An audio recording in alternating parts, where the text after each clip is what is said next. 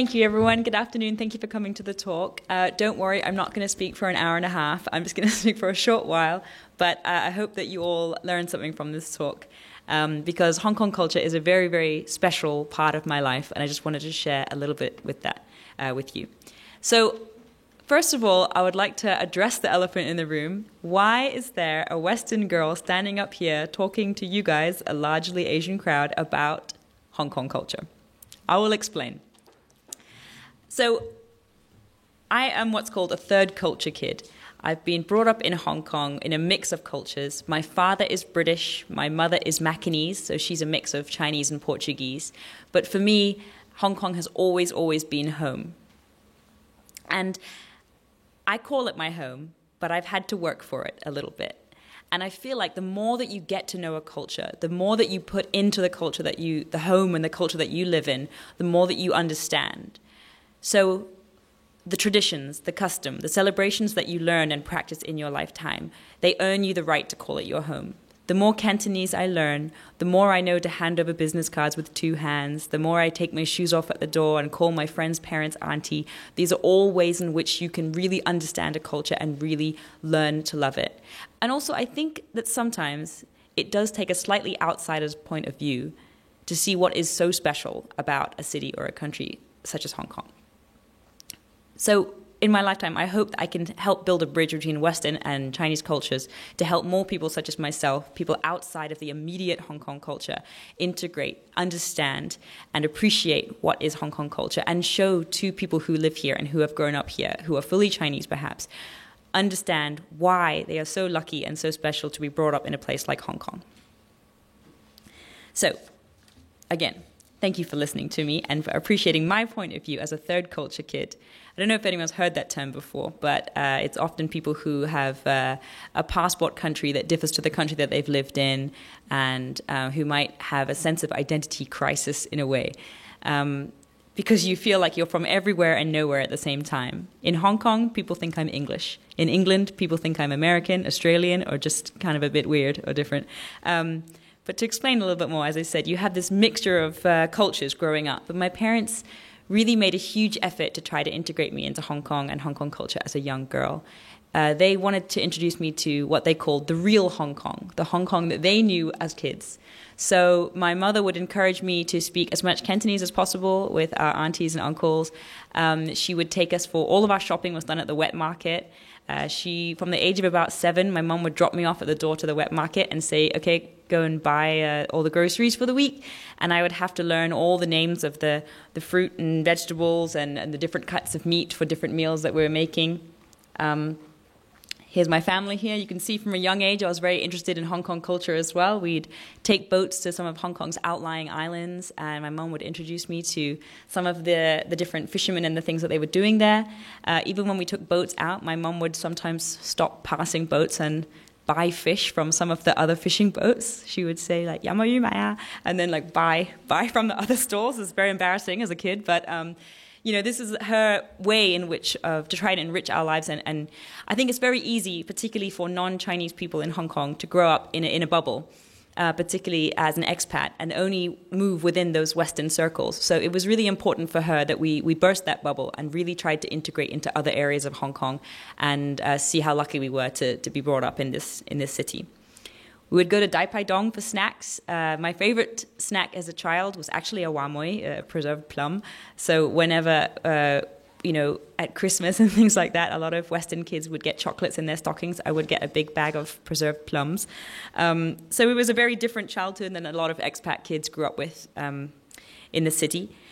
But I'm not sure how many of you grew up in Hong Kong or have lived here for a longer time, but a lot of the sights and smells of my childhood that I grew up with have changed dramatically over time, some of them disappearing altogether.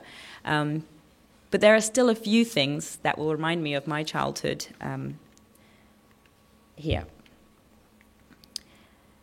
Now, I don't know how many of you recognize these flowers. You may have seen them in taxis, or you might know that sweet smell that fills the air when you find these flowers around. But when I was in my early 20s, I lived with my family in a flat in Central. And every day I would walk down the street and pass by hundreds of thousands of businessmen and women going to and from their offices every day. And in amongst these crowds, there was a small elderly Chinese gentleman selling these white flowers from a paper tray around his neck. Now, as I said, these businessmen and women, nobody really stopped to notice this man. They pushed him out the way, they walked around him, and he stood there every single day selling these flowers for $10 a pop. The one person I knew that would stop and buy from him was my father, because every day when my father came home from work, I would see he had one of these white flowers in his pockets. And I would know that he'd seen the white flower man, as I called him. But one day my father came home and there was no flower in his pocket. No smell filling the air, reminding me of my childhood. And a whole week went by with no flower. And I realized that the man had either retired or sadly passed away, and of course, nobody was coming to replace him. And none of those businessmen and women going to and from their offices, nobody really stopped to notice his disappearance. Nobody knew he was gone. Nobody seemed to care. And it made me realize that so many of these old jobs and old parts of old Hong Kong and old parts of our childhood that we remember are slipping away without us even realizing. So I wanted to bring people's attention to these people selling small things or providing services that are largely redundant in today's modern Hong Kong. And that was really the inspiration to my first book, Sunset Survivors, which is a collection of interviews and photographs with some of Hong Kong's oldest, most traditional crafts. Everything from shoe shiners to bamboo cage makers or bamboo steamer makers, face threaders, knife sharpeners, all manner of old jobs that still exist in Hong Kong. I did not want to wait for them to disappear before we paid them attention, before we found them interesting, before we heard their stories. I wanted to really capture their lives and their lives' work before they disappeared from Hong Kong. We've all seen black and white pictures of the harbour, of rickshaws, of many, many parts of Hong Kong culture that we, consider a rich part of our history and culture today. But why are we waiting for these things to disappear before we care about them? So that's why I spent 3 years of my life going around Hong Kong and interviewing some of these people, some of these lesser-known craftsmen and women, all working tirelessly at their jobs. And for everyone that I interviewed, I bought something small, or I tried the service, and I learnt a lot. Because for me, 3 main aspects of Hong Kong culture that I will talk about today. The first one being people. I believe that it's such a huge part of our culture and our identity, because culture is identity. Without these rich cultural aspects of Hong Kong, we wouldn't have an identity, a sense of belonging, something that brings us all together. Whether you are 100% Chinese, quarter Chinese, not Chinese at all. If you're living in Hong Kong, this is part of our cultural identity, whether you know about it or not. Because my theory is you only protect what you love, and you only love what you understand. So the more we can understand our culture and the place that we live in, the more that we will find ways to protect it and preserve this cultural heritage. So it was after discovering all of these stories and getting their stories that I wanted to put them all together in a book. And what I'd like to do today, just first off, is to introduce you to 3 people from this book. By the way, this book is available at the end of the talk if you would like it. So, first of all, Mr. Leung Lo Yik. And I would like to just ask the crowd here if anyone can guess what this man might be doing or what service he can be providing in Hong Kong. Any guesses? It's an old job you may or may not have heard about in Hong Kong, but one that was deemed very, very prestigious and worthwhile in about the 50s and 60s of Hong Kong. Don't worry, not many people know. I'll put you out of your misery. He is one of Hong Kong's very last letter writers. So you may or may not have heard of this job, but basically these were people who physically read and wrote letters for people who could not read and write. So particularly in like the 50s and 60s of Hong Kong, we had 60% literacy rate. So 40% of people could not read and write. And if you were one of those people, you didn't have the internet, you didn't have other people in your family or your close communities that could read and write. You were typically an uneducated person that didn't have access to this. So a lot of these people would find services from letter writers to help them simply communicate with relatives overseas or around China or in Hong Kong, or also to do job applications, welfare applications, job contracts, things like this. All of these things had to be written, and these people were well-educated people who would do that task for you. So they were seen as very prestigious jobs and very highly regarded. Often around administrative buildings in Hong Kong, you could find up to 30, 40 different letter writers providing services to many, many people with a huge queue of people waiting for them. Now, as you can imagine, with a 97% literacy rate today, very, very few people need letter writers for anything anymore. So unfortunately, these last remaining letter writers typically don't have very much work. In fact, Mr. Leung told me that when he works for a solid week, he might have just 1 or 2 customers. So I asked him why. Why does he keep working if he doesn't have any customers? Why not go home, watch TV, let his family take care of him? He said he doesn't want to be a burden on society. He wants to contribute, and he doesn't want to simply wait at home to die, were his words. Sounds a bit morbid, but basically I think this reflected Hong Kong's, true perseverance and grit, and this need to contribute to society, this need to be useful. And I think it was really admirable that he kept going, despite, a huge change of times. And all the people that I interviewed, despite rising rent, despite modern technology, a changing of times, these people all continued their work for the sake of, either respecting their service or their industry, or simply because it meant that they would be contributing to society in some way, and that was meaningful to them, to feel worthwhile. Now, Mr. Leung is a very interesting character himself. He is originally Vietnamese. He escaped war in Vietnam during the 70s and came to Hong Kong in search of a better life. Initially, he worked as a bartender. And as he worked as a bartender, people realized that he was very, very smart and could actually speak 5 different languages. So he already spoke Vietnamese. He quickly taught himself Cantonese and Mandarin from working in the bar. He had already taught himself English because in Vietnam, he worked as an account secretary for Columbia Pictures, the movie production company. And he would read the scripts that would land on his desk, and that's how he taught himself English. And his 5th language, which really surprised me, was fluent French. And while it is quite shocking, of course, Vietnam was ex-French colony, so he was taught in school in Vietnam. But to this day, this gentleman is working in the Yau Ma Tei jade market, in a dark corner of the jade market with relatively very, very few customers, with such talent behind him, 5 languages, an incredible capacity for, he's very, very well educated. He can speak with just about anybody. But in today's society, largely redundant as a service. Letter writers today don't help people write letters anymore. People don't need this service. So what they do is on their ancient typewriters, they're often using 50, 60-year-old typewriters, sometimes even older. They help people fill in their tax forms, because it's very, very tricky, as we all know in Hong Kong. But particularly for local businesses in those areas, so Yau Ma Tei, kind of Mong Kok areas, there's a lot of people running small businesses that need help. So that's what they do today. Of course, today you can no longer apply for a letter writing license. No longer can you renew one.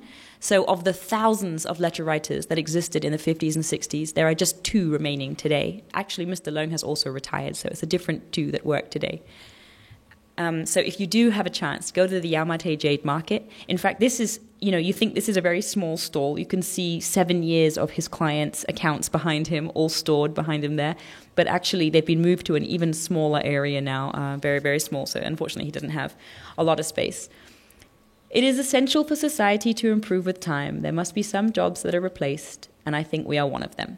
So for everyone that I interviewed, they gave me a lot of very, very interesting quotes, but this was his stoicism summed up, really. He knew that his industry was basically dead in Hong Kong, redundant. He knew that he was on the way out. But again, he persisted purely to keep himself working and for something to do.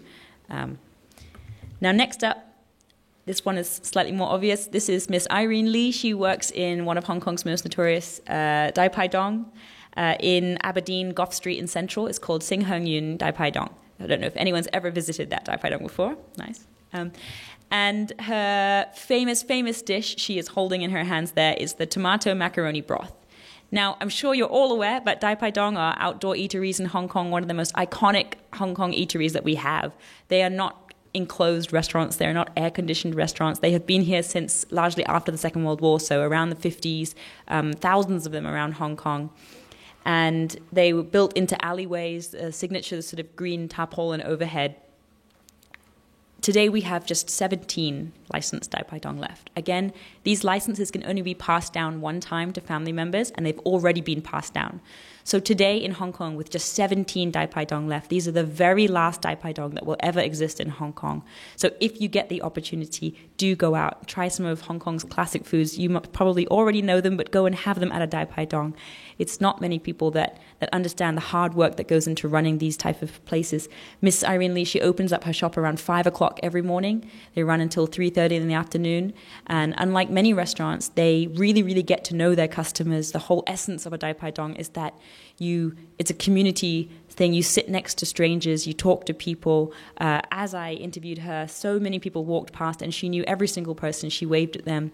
She told me that there was a gentleman there in his 40s with his family. And she said that he'd been coming to her Dai Pai Dong since he was a young boy with his own family.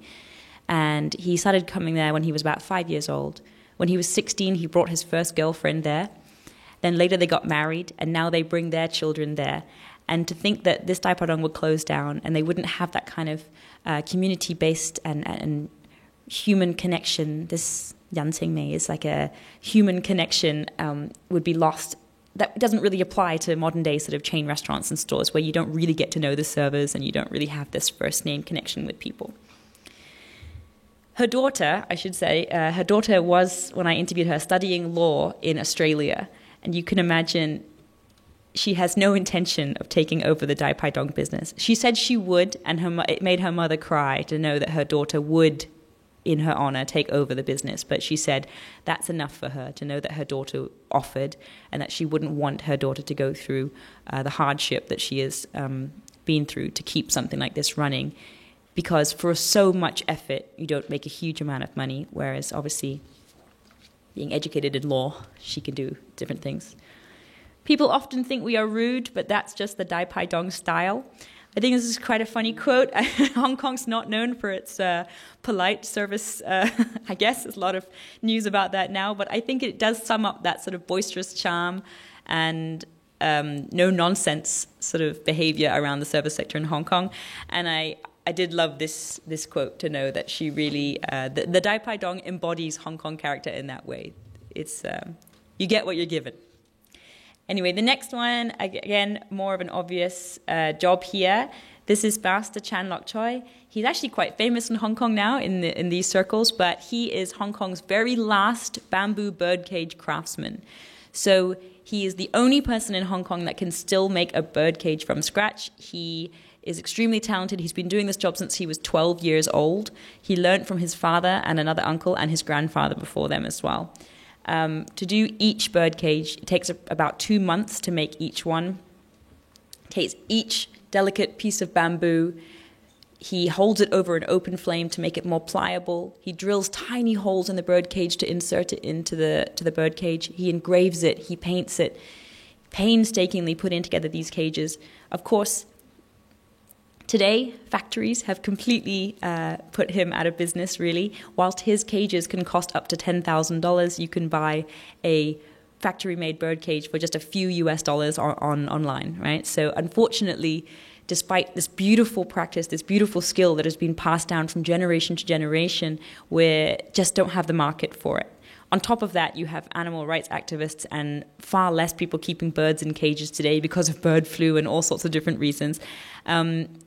Again, I don't know how many people grew up in Hong Kong, but if you went to the parks early in the morning, you would often see typically elderly Chinese gentlemen hang up their birds in the trees and in the cages and listen to their bird song whilst they played mahjong or checkers or whatever it was below, read their newspapers, talk to each other. This is largely faded out, this tradition, and certainly younger people today don't normally keep birds in cages. So I should say I'm not always pushing for people to go into these trades or to do these things. I'm not encouraging everybody to go out and get a bird and get a bird cage now. I'm simply saying that these trades, these old businesses and these people that run them, they have a story to tell and they're part of our history and our culture. We should learn about them and we should learn their stories and learn how they've managed to keep these businesses going and their true grit and the skills that should be appreciated and understood of how they compromise parts of Hong Kong's culture. And we should be proud of them. So that's something that's really special to me. He doesn't make bird cages anymore. He can do, but no one asks him to make a full bird cage anymore. So he simply fixes people's bird cages.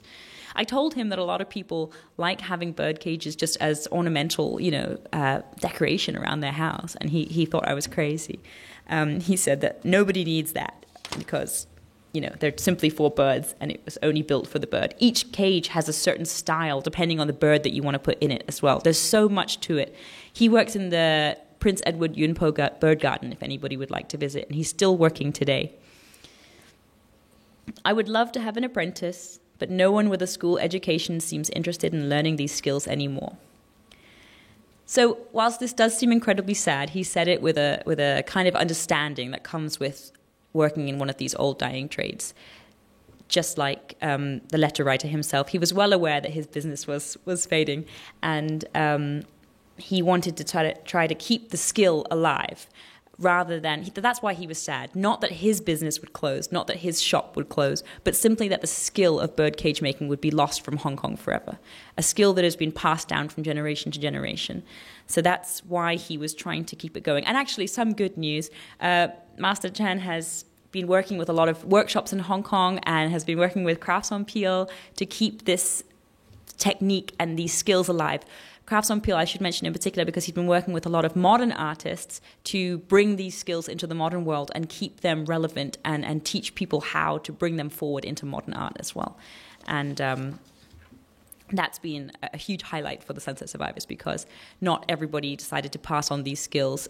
Some of them were just happy for them to, the difficulty is an apprentice should take at least 10 years to learn these skills, is what they said. So for someone to come in and try and do a one workshop, they didn't always think that was necessary or worthwhile. But thankfully, Master Chan decided it was.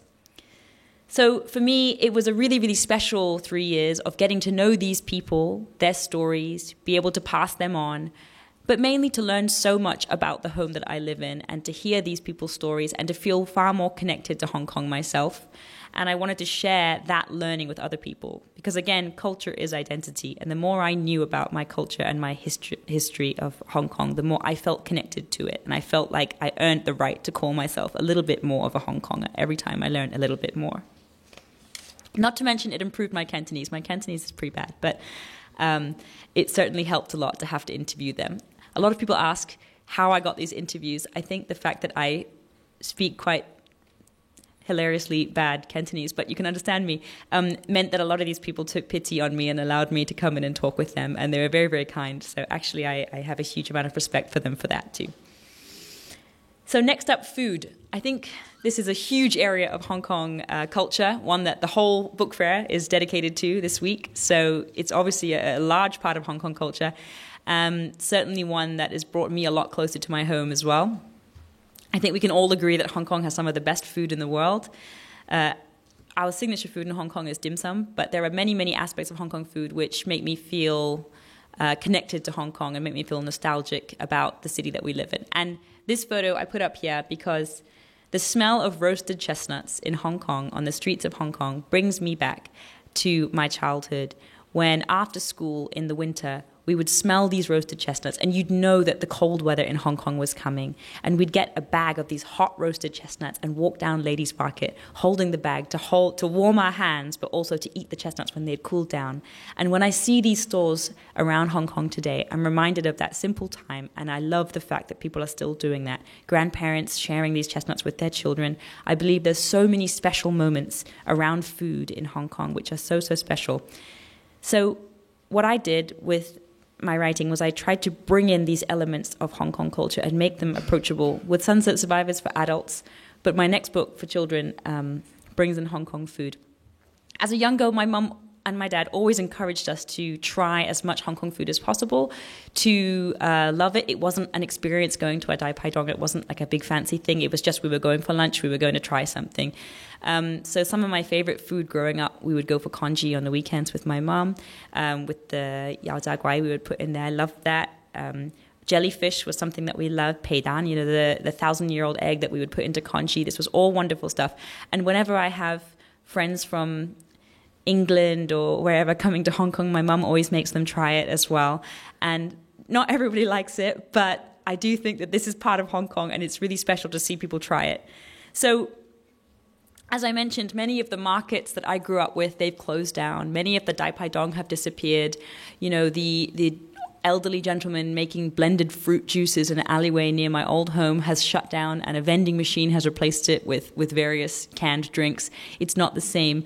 But I do believe that these old stores, these hawker stalls that are only, you know, on their last legs, there's only a few left, and I'm not sure if people saw in the news hawker stalls being closed down or shut down or their licenses being taken away from them. It's inevitable that in time they will disappear.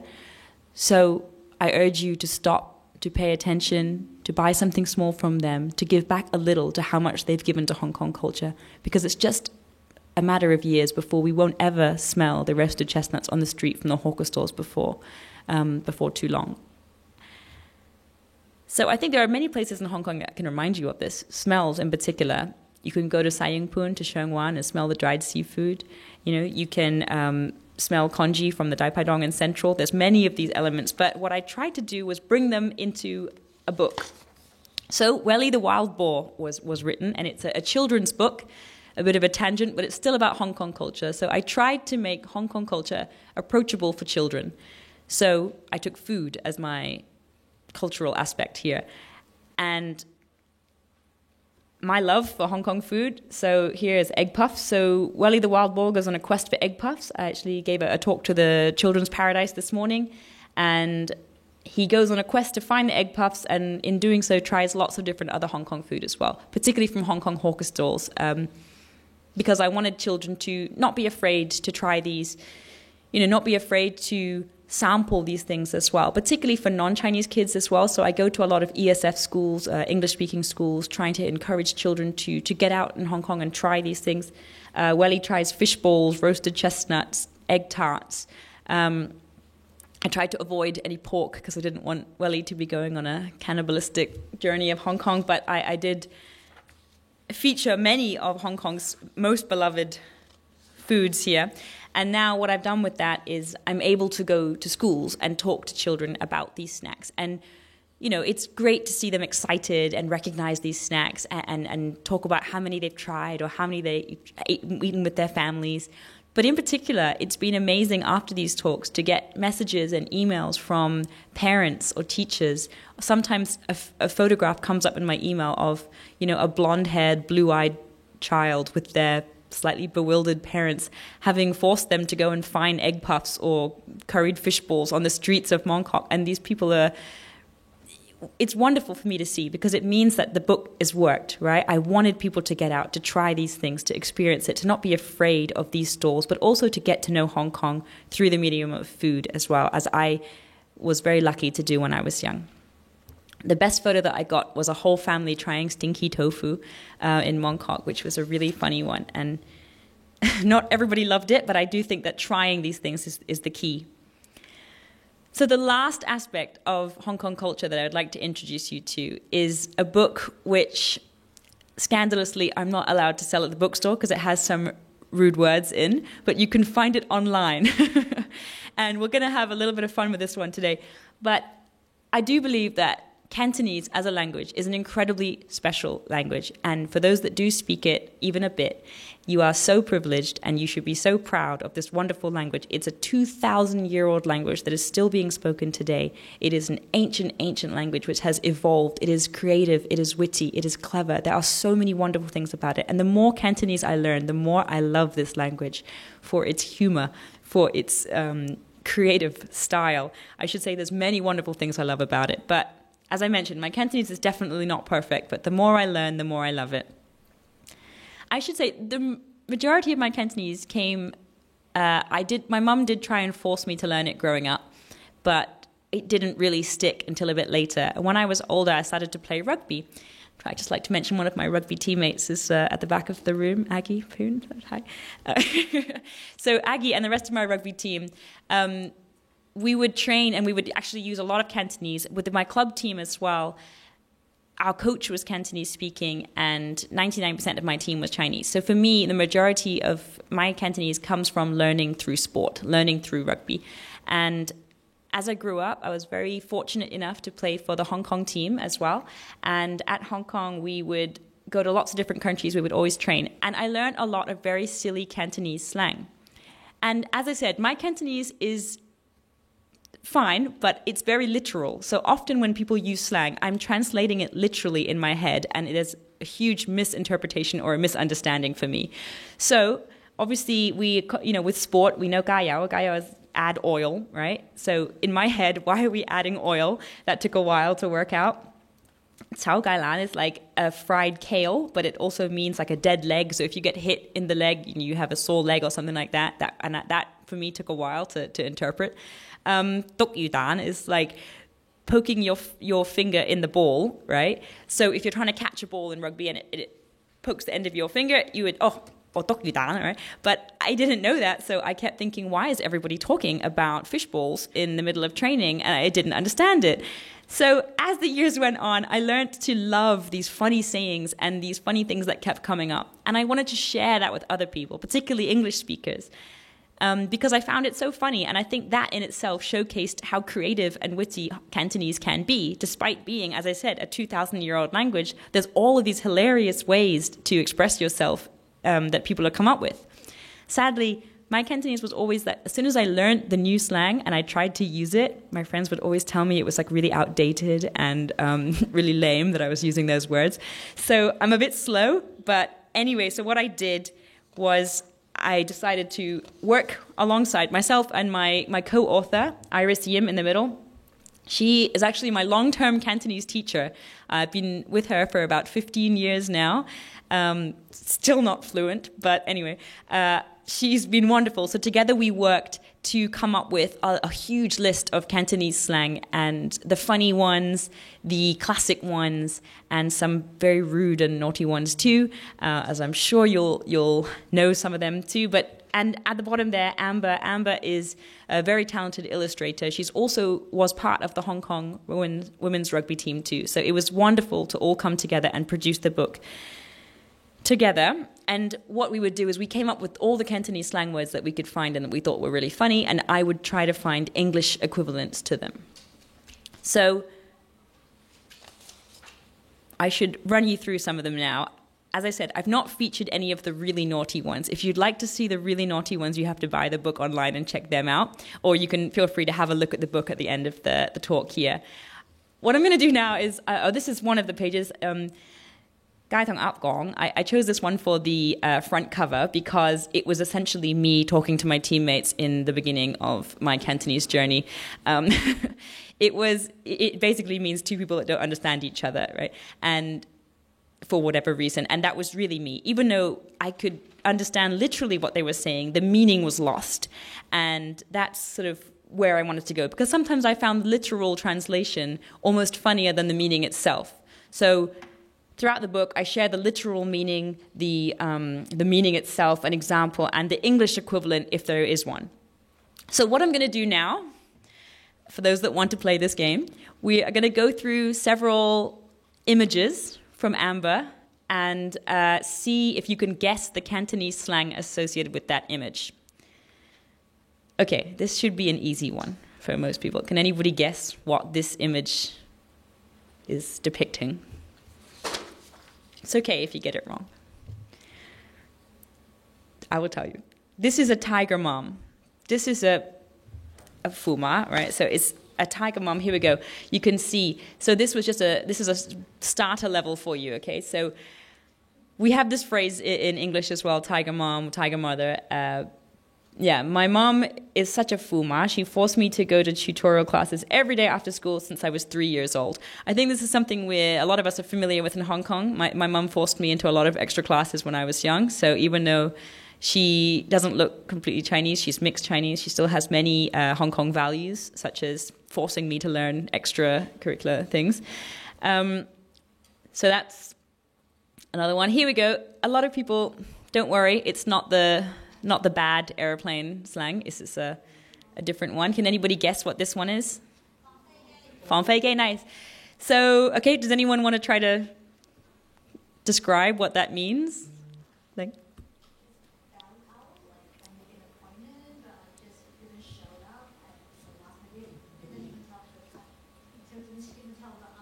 yeah, exactly. So to bail on someone, or in English we might say to stand somebody up. If I tell you, don't worry, I'll be there tomorrow morning, I'll be at your book talk, and then the next day I just don't turn up, like, like, yeah, like, right? So you would have to explain, like, okay, where were you, right? This is the meaning of it.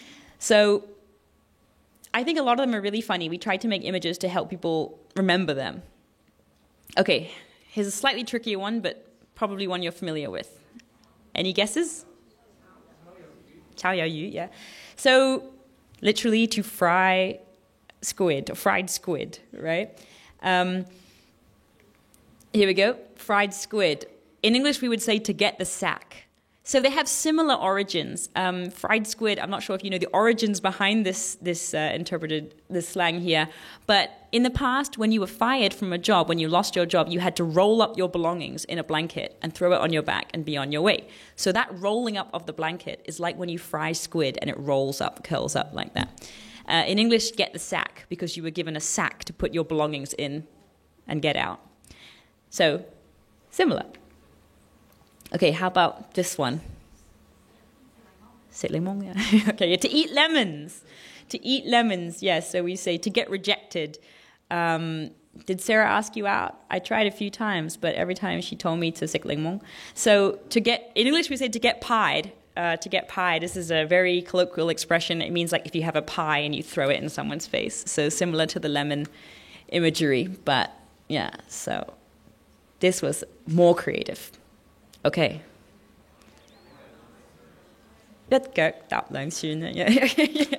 Yes. 1 foot on 2 boats, or to be cheating on someone, to be two-timing. Oh, that's the next one. I think you might guess that one. So this was a funny one. In English, we would just say to be cheating or to be two-timing. So I feel like English is kind of a boring version. I feel like the Cantonese expressions are much more fun.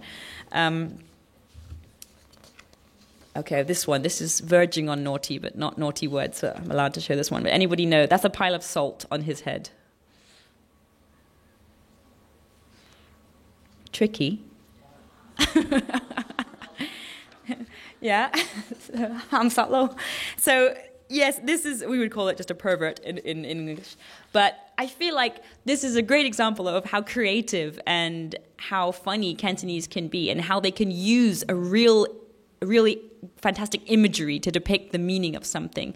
And as I said, it's ever evolving, ever changing. And I think that the more people learn about it, the more people can laugh. Because all of my books, in essence, are a celebration of Cantonese culture, are a celebration of what makes Hong Kong language and people and food and all of this special. And we can laugh because it's part of the home that we live in. It's part of the language that we speak. And the more that anyone, even an outsider, gets to know these things, the more we can fall in love with our city, the more we can earn the right to call it home. So for me, even learning these funny phrases that we can laugh at, I feel like the more I know these things, the more people know that I know these things, the more I will be accepted as a Hong Konger, and the more I will be accepted to call this place home, and not always be asked, you know, where are you from? Oh, but originally, where else are you from? Because it's very difficult to describe where else I am from other than Hong Kong, having lived here for my whole life. Okay, one final one that might be a little tricky to describe to a non-Chinese speaker. This one doesn't make any sense to a non-Chinese person. To an English person, I've tried to describe it. People simply don't understand it. But does anyone guess what this one is? Yeah. Giving birth to Cha Siu would be better than giving birth to you.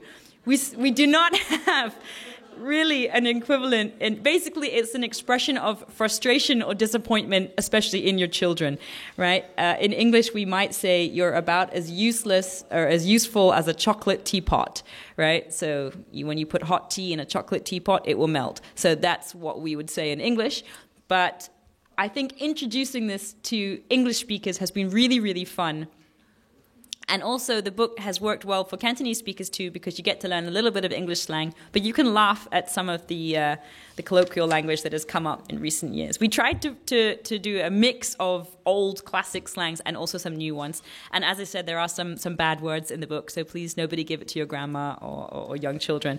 But to sum up the presenting part of this talk, I'm inspired by people's lives, people's real stories, people's old jobs, Hong Kong food, the beautiful Hong Kong food and snacks that we have, an ancient yet rapidly evolving language. My exploration throughout my whole life has been fueled by a thirst for belonging, a thirst to call myself a member of Hong Kong, a thirst to call myself a Hong Konger and have a sense of belonging here and have other people accept me for living here and for being a Hong Konger.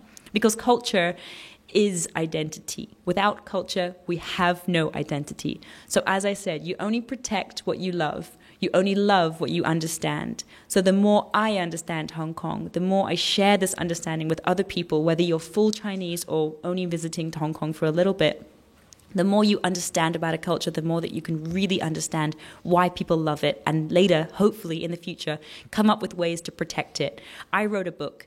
Some people make podcasts. Some people, create Instagram pages, take photos, document in some way Hong Kong culture, or bring it forward, like the modern artists using Master Chan's skills in birdcage making to bring forward into modern art.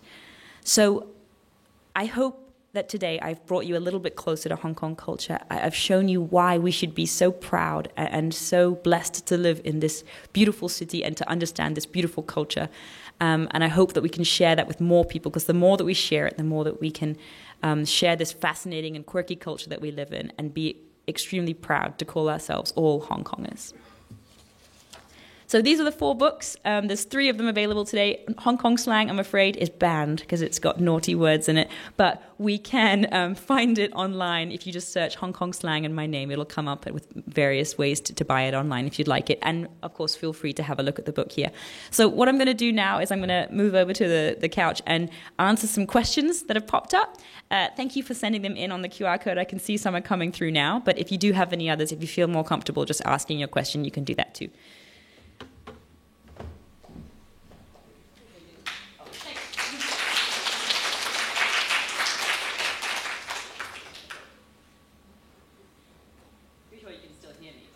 Use this anyway.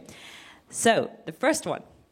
You said culture is identity. Do you think that mixed cultures in Hong Kong will make us lose our identity?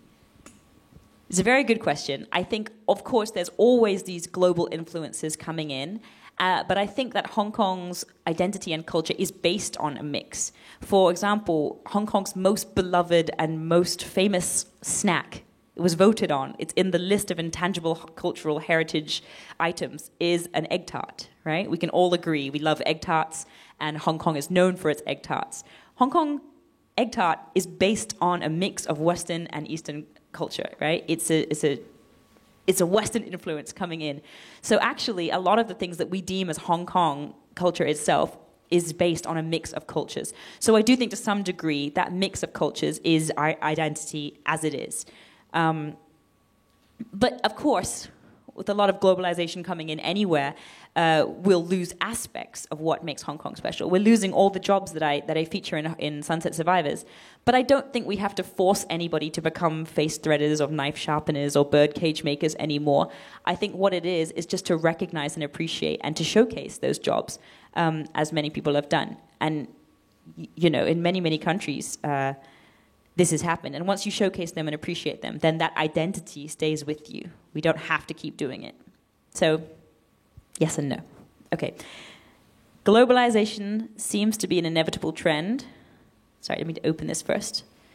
Western cultures penetrate into Hong Kong. Do you think Hong Kong culture can still maintain its hybridity of Chinese and Western cultures? Why? Yes, I do believe so. I think that Hong Kong culture, despite having lots of global influence, is extremely strong.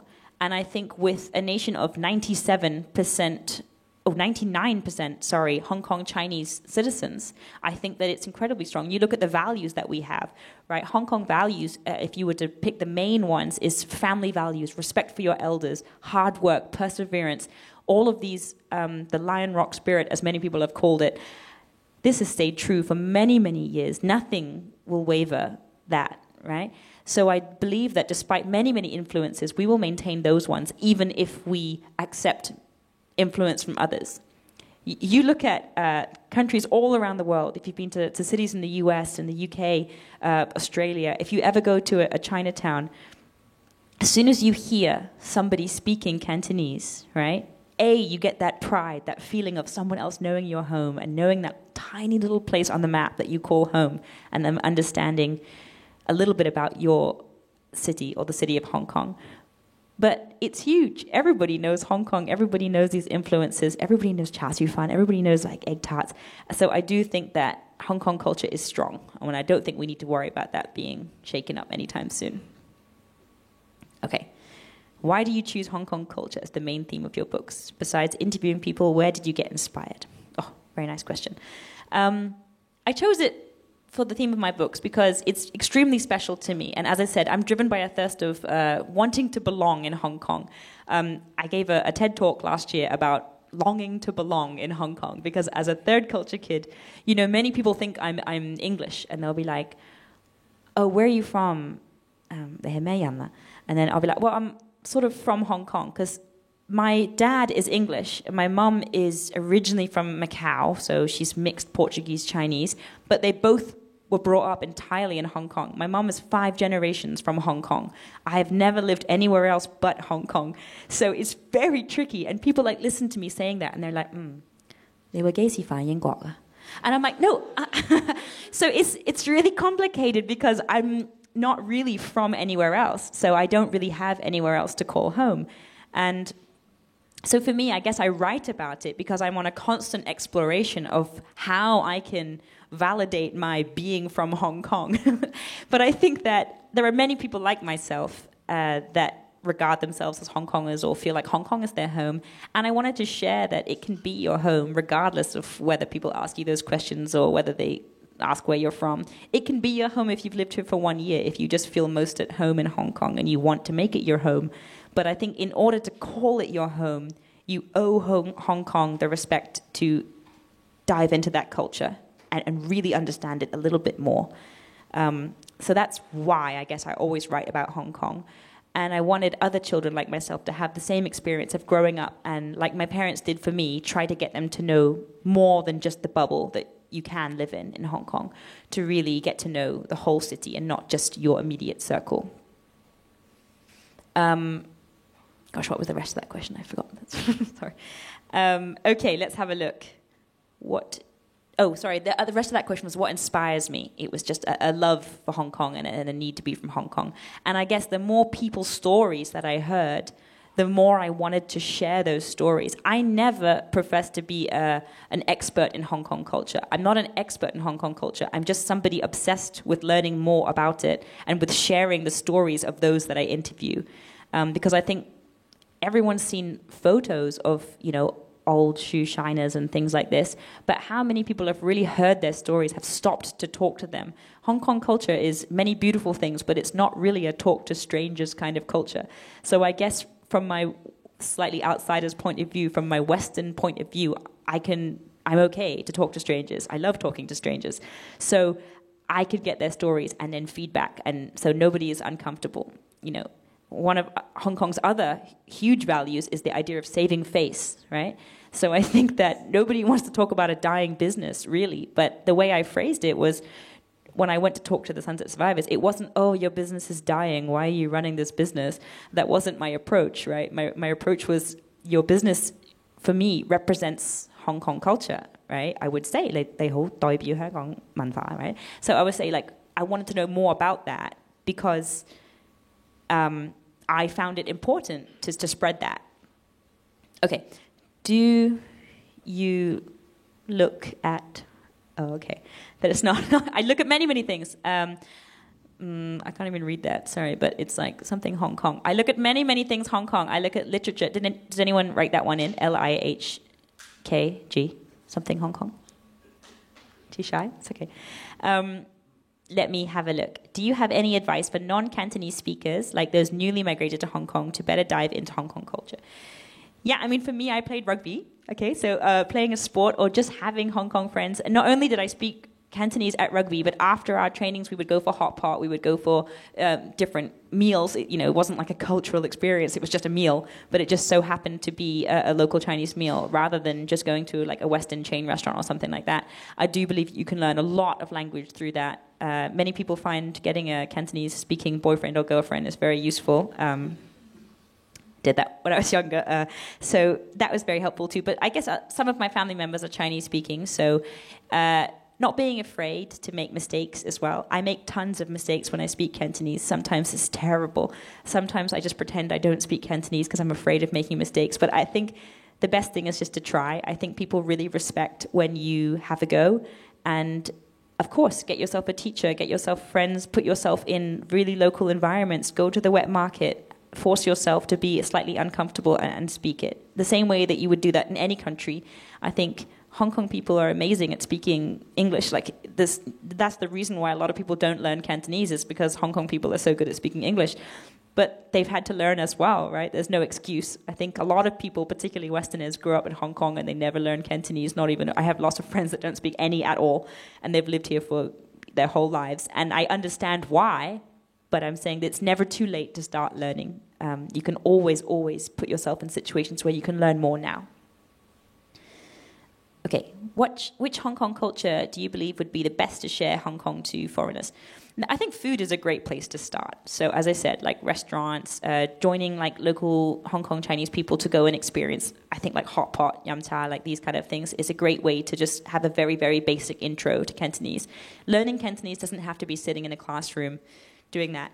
You can go with people and experience these things. You'll find a lot of people actually speak English too, so they're happy to teach you. But go to a Chan Chan Teng and I don't read and write Chinese, so whenever I go there and I look at the ABC on the wall, I have to ask, what did they say? Because I don't speak anything. So having people, tell you, or just pick something, pick B, see what comes, and I think that's a great way to learn. Or the boyfriend-girlfriend thing is very, very effective. Okay. Hong Kong was part of the British Empire. What colonial culture do you still observe from this day in Hong Kong? Wow. Yes, I mean, it comes with that. There's architecture, there's a lot of influence. In some of the most famous Hong Kong restaurants, there's, Swiss-style chicken wings. It has nothing to do with Swiss at all. It actually was based on a mistake in the language, right? But you can see influence from various things all over the place. But I think it's difficult for me to answer. Obviously, I'm a Westerner here. I don't want to be disrespectful in any way. There's just influence from lots of different aspects, including the British culture as well. But I think it's great to see that we have accepted and absorbed many different cultures from all over the world, but we maintain our Hong Kong style. I like that. Okay, let me have a look. Many questions. Thank you, everyone. In terms of methodologies, how do you find the people for conversation and reorganize special perspectives together after the conversation? So, how did I find a lot of the people in Sunset Survivors? Obviously, I did some research first and found a few people that I wanted to interview, as well as from my childhood, I already knew a few stalls and things that I wanted. So I wanted to interview people in hawker stalls. I wanted to interview wet markets. But it was actually through a lot of my friends. So again, one of my rugby friends, her fathers, for example, owned a pawn shop, P-A-W-N. A lot of people think I'm saying porn. No. So we went to like a pawn shop, Dong Po, and then asked him about those things. I got to go into the back room, see where they put all of the items. I got to learn about how it works. Interesting facts about pawn shops. Today you think of pawn shops accepting watches, luxury goods, gold, silver, these kind of things. But actually in the past, they accepted everything from blankets to sewing machines to babies. Did you know that a lot of people... Okay, here's a story. Yau Ma Tei, the boat people, so the... Sorry, Seongyang, I think it's called, right? People that lived on the water in Yau Ma Tei typhoon shelter. They were, many, many years ago, banished by the emperor, never allowed to come on shore and work on shore. So they had to live on the boats. And they basically ran like gambling dens, illegal brothels, things like this on the water. But there was a great belief that they were the lowest sort of level of society, that they would never amount to anything in their lives. So often when these boat people had children, they would bring their babies to shore and pawn their babies off to the pawn shops. That's why, a lot of pawn shops are around the coastal areas of Hong Kong, because they serviced a lot of the fishermen and the boat people. So my friend's father, who still works in a pawn shop now, the third generation owner of a pawn shop, he recalls these boat people coming and pawning their babies off to the pawn shop broker. They would leave their babies there for an hour, maybe 2 hours, come back and buy them back. Because by buying them back, it would break the curse. They were no longer children of boat people. These children were now children of a pawn shop broker, which was seen as a very well-established building and profession, because typically they owned the whole building, they were very rich. So therefore, these children would stand a better chance at life and would then amount to something greater in good time, because they were no longer children of the boat people. So it was, this is a city steeped in superstition. So the more you learn about these things, the more fascinating it is. But okay, so every time I interviewed someone, they would recommend, go and talk to that guy over there, or go and talk to this man. There was a lady that made traditional scales. Yamate was one, a huge area for these old jobs. In fact, today you can still walk around the area and you can see big shiny buildings, you can see skyscrapers, but if you walk down alleyways, you can find people shining shoes, you can find people mending things, you can find people making large bamboo steamers for dim sum, or still making the hemp rope that people would use on the boats. Yes? And also lots of fortune tellers. And fortune tellers, yeah, which today you might associate with tourists, or, you can go there and get like a bird to pick out your fortune, and it's not that real.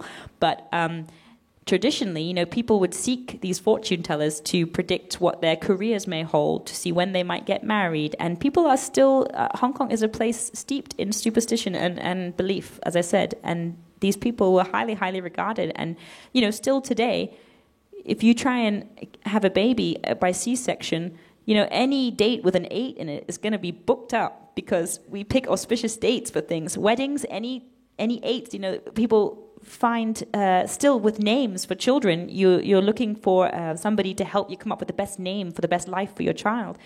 This is not common in many other countries. This is a very special thing that happens in Chinese culture that is a wonderful thing, and there's no harm in it. That's fantastic.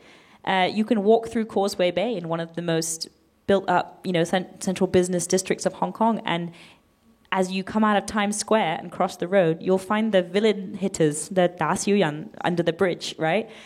This is a thousands of years old practice that is still going on, and there's elderly ladies beating somebody's name with a shoe, right across from Times Square. So it's a wonderful thing. I think that sums up Hong Kong very well. Old and new, modern and traditional, all in one very, very small, compact city. And I think that's a beautiful thing about Hong Kong, and that sums up Hong Kong very well.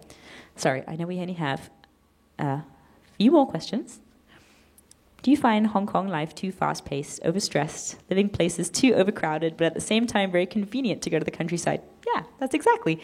As I said, lots of wonderful things smushed into one small place. I think there's not many places in the world that you can go from the most crowded business district, central, Mong Kok, wherever you may be, and then hop in a taxi and half an hour later be walking in the hills or on the beach, whatever you like. This is a really special thing about Hong Kong.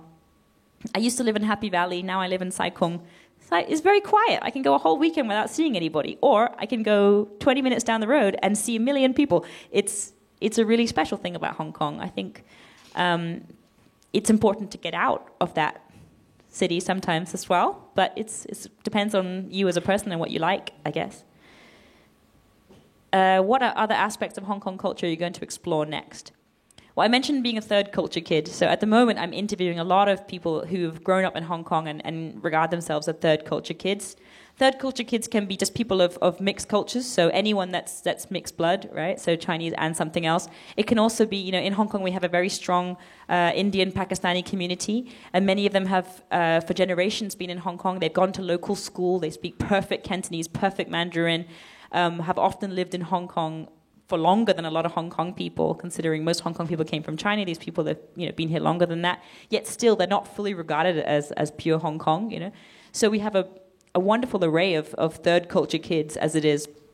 And I'm trying to sort of piece together their stories about how they see themselves, whether as Hong Kongers or outsiders, or whether they feel integrated or not. So that's something I'm working on, as well as a couple more kids' books to try to encourage more children to get to know Hong Kong culture. How did I choose a porcupine as the main character of my book? I try to feature Hong Kong animals. So wild boar was the first one, Welly the wild boar, because, as I said, I used to live in Happy Valley and I used to walk along Bowen Road a lot, and I would often see wild boar at night, and also porcupine. So that was why the second book came about. And now, the more I give talks, people are excited to talk about animals that they've seen. So, of course, we have other Hong Kong animals like snakes and civet cats and deer. I saw a deer the other day in Sai Kung. And I think it's beautiful that we can have this very built-up city that's known for its skyscrapers and its bright lights, but we also have exotic wild animals running around in the hills. And I think that's a beautiful thing about Hong Kong. Let me... It's lucky that you love culture of the place you grew up in. Have you ever thought, what would you do if you didn't love enough of the culture of your home? Well, I think there's a lot to love about any culture, wherever you live. In other countries, I do believe that people probably value their culture more, or at least it's more highlighted. You look at countries such as Japan, you can find in the middle of the city, there's also queues and queues of people to see somebody making some ancient crafts, some fans, some things like this. They value it a lot more, and these sifu, or whatever the name is in other countries, they are really respected, and I feel like we can do more to respect these people in Hong Kong. I don't feel like they're given the credit where credit is due. What would I do if I didn't value it? I think I'd find value in the cultures wherever you live in the world. I think it's important to explore, to get out and see what is special about the place you live in, because I think it's important. Otherwise, why live there? You should love the place that you live in. How many people have you interviewed? How did you find them? How did you ask them to take photos? Because some are quite scary. Yes, it's true.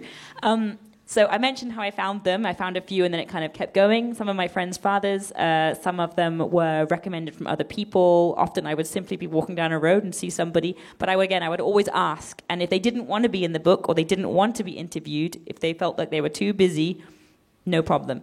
But if they were okay for me to talk to them just for a little while, then I was happy to do that. And as I mentioned earlier, I always bought something from their store. I always tried the service. So, for example, for the Shanghainese barber, I got my hair cut at the barber's, whilst doing the interview. I bought some scales from the lady. She showed me how to use the scales while I asked her some questions. The pawn shop owner was my friend's father, so he got me in to have a look around. So there was lots of ways in which, but I do think it's important to be respectful and to save face for the person that you are interviewing, to make sure that you're not taking up their time or taking away from their business, things like this. So, for example, everybody knows neon lights in Hong Kong. The man that makes the neon lights, he didn't want to be interviewed because he was too famous. He had too many interviews, but also he didn't really want people taking photos in his workshop, because sometimes these people don't follow the health and safety regulations of today, and he didn't want people showcasing that to everybody. So you have to respect it if people don't want to be in the spotlight. That's also totally fine. Some people are scary, yes, but that's fine. If they don't want to be in it, if they're too scary, I will just run away. It's fine. I don't think you have to force anybody to be interviewed. Not everybody wants to be. That's fine. Do you think if you studied at local school, you would understand Hong Kong culture better? Yes, absolutely. And I would certainly speak better Cantonese as well. But sometimes I feel like if you're brought up in local school with a local Chinese family, you know your culture obviously very well, and you practice all the customs and traditions and superstitions that you may be naturally brought up with. But you might not be fully aware of how special they are because it's normal to you. You might take it for granted a little bit because you don't understand. So sometimes having somebody else point out, wow, that's incredibly special, or that we don't do that anywhere else, or even if they say that's weird, weird is good because weird is different. So I think, as I said, my slightly outsider's point of view has enabled me to see what is special about things. So I try to look at that as a benefit rather than a drawback. Saying that, I now have children in Hong Kong, and I'm trying to make sure that they speak better Cantonese and that they understand better about Hong Kong culture. And I don't want to teach them because I don't want to give them my bad tones, so I want them to learn from the correct language. So I think that's all the questions I have here. If anybody has any further questions for me now, feel free. Yes? The meaning of the word gene. My wife is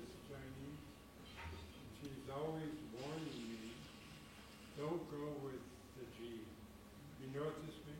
The G, I can't say I do. Can you tell me more? Chinese slang for prostitute. Oh, gai. Yeah. I'm sure some people in the room. Yeah, the G I think stands for gai for chicken. This is a slang for prostitute. Yeah, there's many. If you want to know lots of the naughty things, you got to have a look in the book. I promise there's a lot of bad things. If anyone, please don't be offended. But please feel free to come and have a look here if you would like. Yes. What do you think is the impact of all the domestic workers here in Hong Kong, and how you think it's changing Hong Kong society? Well, I mean, you can look at it in different ways, but domestic helpers in Hong Kong, form a backbone of our society, really. I think without domestic helpers, a lot of us would be worse off. I know that in Hong Kong, a lot of the time you have two working parents, so without a domestic helper or an extra set of hands, it would really be impossible to raise kids as well as you'd want to. Equally, for a lot of people, it's the domestic helper that teaches their kids English, so that's a huge benefit as well. I think we are blessed. We are very, very lucky to have them, but it's important that we treat them very well. And we listen to them and encourage them to share their culture with us too. As I said, every culture is beautiful and interesting, and we can learn from it. So food, celebrations, everything. Talk to your domestic helpers. Find out what special things they have in their culture, and it's important to embrace all of them, would be my advice. Yes. Anybody else? Well, thank you so much for coming, everybody. There are books outside. Feel free to have a look at this one too. Thank you.